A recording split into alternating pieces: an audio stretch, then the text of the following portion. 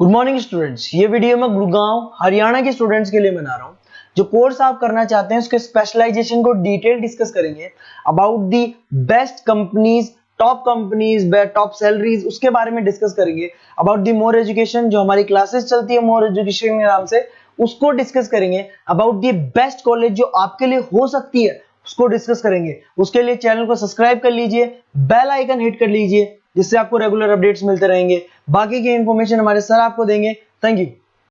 ये वीडियो में ANM, GNM और बीएससी नर्सिंग के स्टूडेंट्स के लिए बना रहा हूं। अभी आप लोगों ने 12th क्लियर किया है, now you are planning for BSc nursing.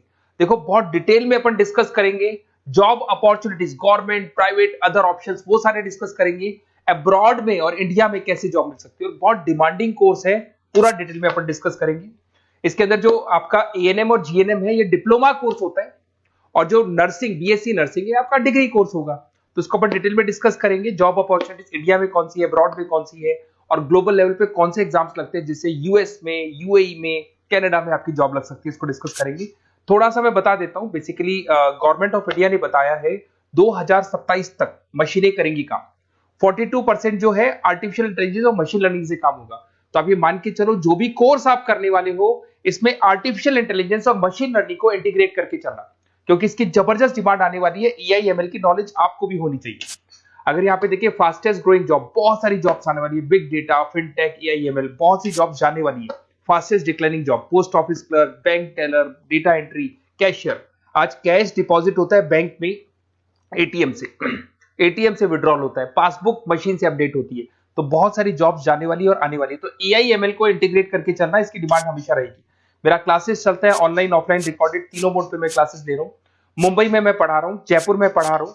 उसके अलावा बहुत सारी चीजें जिसको अपन डिटेल में डिस्कस करेंगे। अभी आते हैं अपन एएनएम, जीएनएम और बीएससी नर्सिंग पे आते हैं। अगर मैं बात करता हूं तो एएनएम और जीएनएम आपके डिप्लोमा कोर्स हो गए, और बीएससी नर्सिंग आपका डिग्री कोर्स हो गया।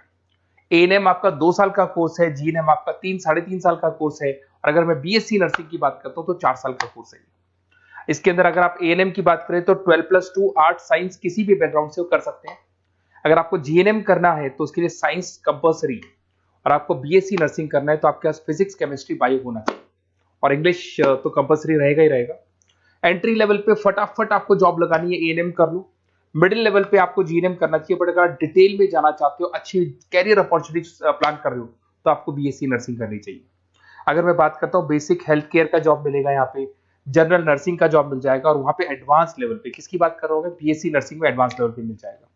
अगर आपने एएनएम कर रखा है और आगे कुछ करने की कोशिश करोगे तो आपको जीएनएम करना पड़ेगा फर्दर स्टडीज के लिए। अगर जीएनएम कर रखा है तो आपको बीएससी नर्सिंग करना पड़ेगा, और अगर बीएससी नर्सिंग कर रखा है तो फिर आप एमएससी कर सकते हैं। देखिए, आपको यहाँ पे जॉब रोल दिखाई देगा। बेसिकली हेल्थ केयर वर्कर, आशा वर्कर वाला काम करेंगे अगर आप एएनएम में है तो। जीएनएम के अंदर आपको स्टाफ नर्स, वार्ड नर्स वाला काम मिल जाएगा। बट अगर मैं बीएससी नर्सिंग की बात करता हूं तो आपको आईसीयू में एज अ नर्स वर्क कर सकते हो, ऑपरेशन थिएटर में, ओटी के अंदर नर्स की तरह वर्क कर सकते हो। उसके अलावा नर्स एजुकेटर बन सकते हो, मतलब बेसिकली आप अपना खुद का जो क्लासेस बोलते हैं, जिसको अपन कोचिंग क्लासेस वगैरह खोल सकते हैं।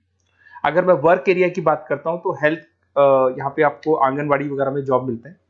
अगर मैं यहाँ पे देखूं तो आपको हॉस्पिटल्स में जॉब मिलेगा, इधर आपको आईसीयू में जॉब मिल सकता है, टीचिंग जॉब मिल सकता है, गवर्नमेंट हॉस्पिटल में जॉब मिल सकती है, प्राइवेट हॉस्पिटल में। किसकी बात कर रहा हूँ, बीएससी नर्सिंग की बात कर रहा हूँ। अगर ग्रोथ की बात करें तो एएनएम के अंदर आपका लिमिटेड ग्रोथ होगा, मॉडरेट ग्रोथ की बात करें जीएनएम में होगा, और अगर हाई ग्रोथ चाहिए, आपको अच्छा पैकेज चाहिए, तो फिर आपको बीएससी नर्सिंग में जाना चाहिए। अगर यहाँ पे सैलरी पैकेज की बात करें, फ्रेशर से लेके गवर्नमेंट जॉब तक भी 30,000 तक जाओगे आप एएनएम के अंदर। जीएनएम के अंदर फ्रेशर से लेके गवर्नमेंट जॉब तक भी पहुंचते हो तो 12,000 से 40,000 तक पहुंचोगे। और अगर बीएससी नर्सिंग में जाते हो तो फ्रेशर भी हो तो आपको 18 से 30 मिल जाएंगे, और गवर्नमेंट जॉब तक अगर आप पहुंच जाते हो तो आपको 60,000 के आसपास मिलने लग जाएंगे। तो बेटर है कि बीएससी नर्सिंग करो, थोड़ा सा टाइम ज्यादा लगेगा, बट आगे आपको पैकेजेस बहुत अच्छे मिलते हैं। अगर मैं यहाँ पे देखता हूँ, क्विक एंट्री लेनी है, एएनएम में जाएंगे, बैलेंस ट्रेनिंग वगैरह देखना है, जीएनएम में जाएंगे। और अगर long term career growth plan कर रहे हो तो आपको बीएससी नर्सिंग में जाना चाहिए।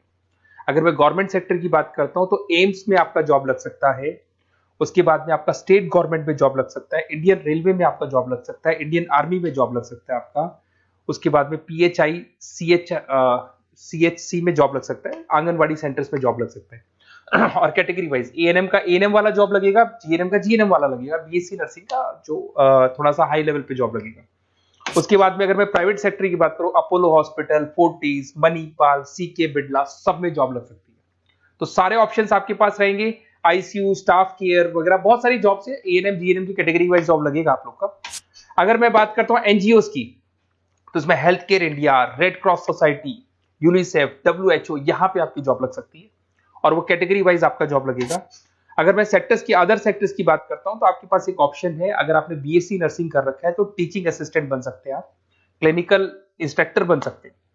होम केयर में अगर देखा जाए तो आपको होम केयर नर्स बन सकते हैं। टेली कम्युनिकेशन, आजकल ये टेली कंपनीज बहुत चल गई, जहां पे आप पेशेंट को, रिमोट एरिया में पेशेंट है, डॉक्टर नहीं है, तो आप उसको देखेंगे, सारे रिपोर्ट्स डॉक्टर को भेजेंगे, डॉक्टर उसको रिपोर्ट्स को स्टडी करके आपको सारा देगा। उसको अपन टेली मार्केटिंग भी बोलते हैं, टेली कंपनीज भी बोलते हैं।